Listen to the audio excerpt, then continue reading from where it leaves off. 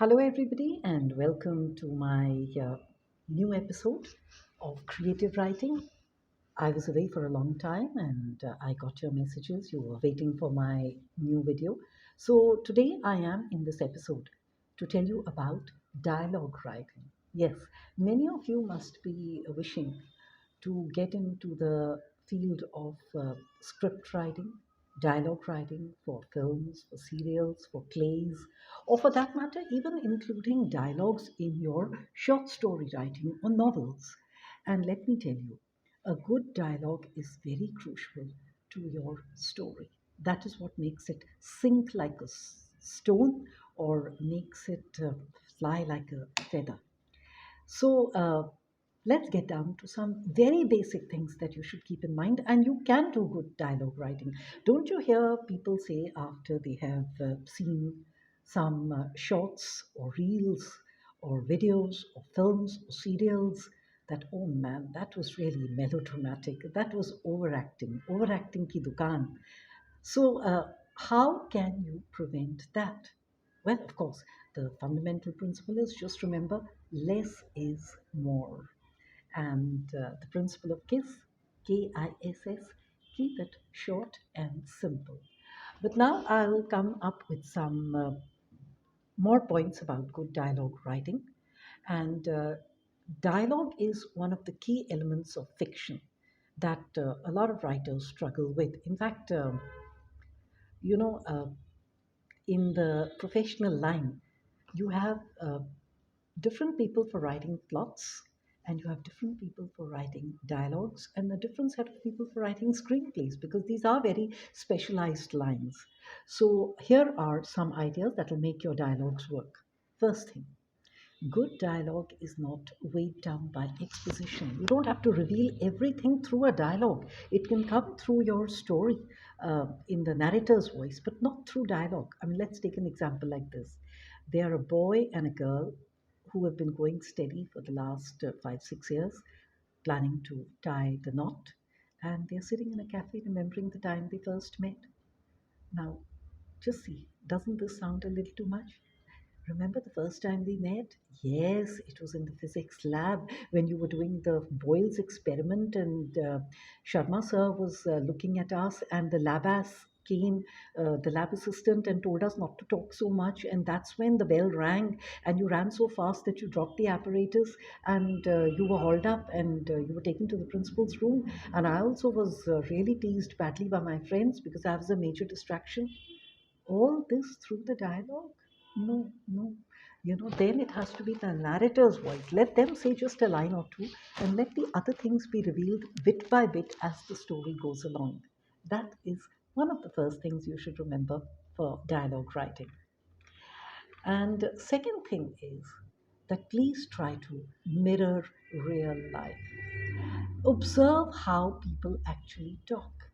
And that is what good dialogues are in a film or in a serial or in novels.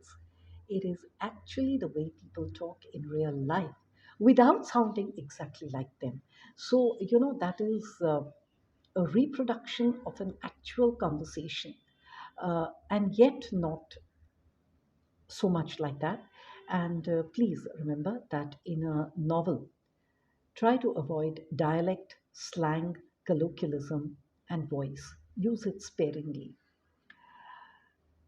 Because you must remember that in real life, when people talk, they stutter and they deploy circumlocution.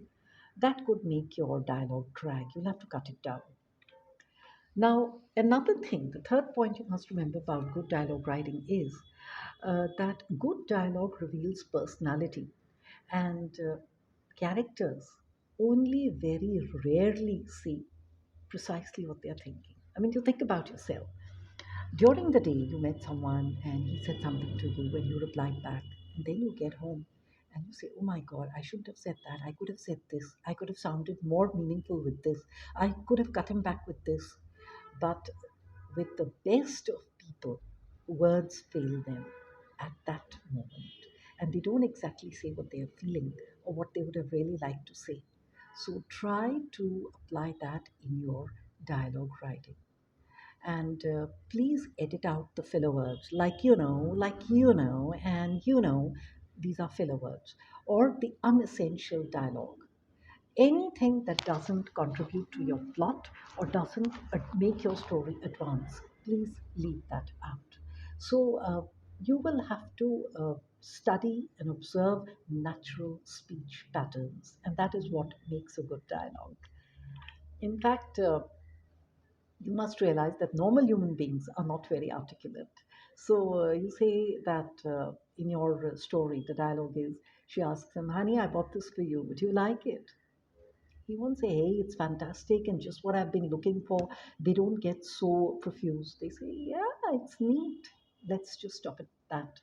And please understand that we misunderstand, we overemphasize, we underemphasize, grasp at what we mean, and conversations do go astray. So, with all the words that we have at our disposal, words do fail us. And try to bring a part of that, a slice of that into your dialogue writing. Then please get off the internet language and go easy on the extortions, and sorry, I mean to say exhortations and exclamations. See, even in my natural speech, I am using the wrong words. And that itself is a style of writing, and that's called malapropism. So sometimes when you write wrong, you write there too. Try to bring that into your dialogues. That'll add some contours to it, but go easy on exclamation like ugh, yuck, yeech, screech. It could annoy your readers. In fact, it could even offend them. And please go easy on the stereotypes. Don't use any of these stereotypes. Like typically your Nepali character with the Gorkha accent or your Bengali character with that typical Bengali accent, because many of them do not sound like that. So they will be offended. And the other thing is, when you're writing good dialogues, especially in novels, in stories, it should be boosted by dialogue tags, gestures, and actions. You can't go on and on saying that he said, and then she said, and then he said, and then she said. Hello, as they're talking, see, even I'm moving my hands. So you should say, she said as she sat down and neatly folded her skirt in place or adjusted the pleats of her skirt, and then he replied back as he turned back at the table to pick up a glass of water. Something like that. Actions have to come with it. The gestures have to come with it. As she scratched her head, as she, wiped the milk from her chin. Something like that has to come so that it sounds very, very natural. But use simple dialogue tags. He said, she said is almost always the best choice. Instead of saying he yelled, he fumed, he bellowed, he screeched, giving away the emotions, let the character's words do that. Let it come through the dialogues, the emotions of the character. So please do the dialogue beats also with each dialogue so that we exactly know from who that dialogue is coming in, especially when there are three or four characters or more in some uh, exchange of dialogue, so that we exactly know from whom which line is coming. Otherwise, the readers will have to retrace it. And then remember one thing: good dialogues is always unexpected, subverting the reader's expectations. So let it hit the reader or let it hit the audience while they're watching. I already told you in the beginning that less is more. Dialogue writing is an effective art, and people often say the shortest way possible in real life. Please don't get carried away by the serials you see on the television channels, all of them practically. That's a lot of melodrama. But in real life, when you're really deeply hurt, you probably just sniff and even hide away your tears, but you don't make such a public display of it. And none of us really wear our heart on our sleeves. So remember that too.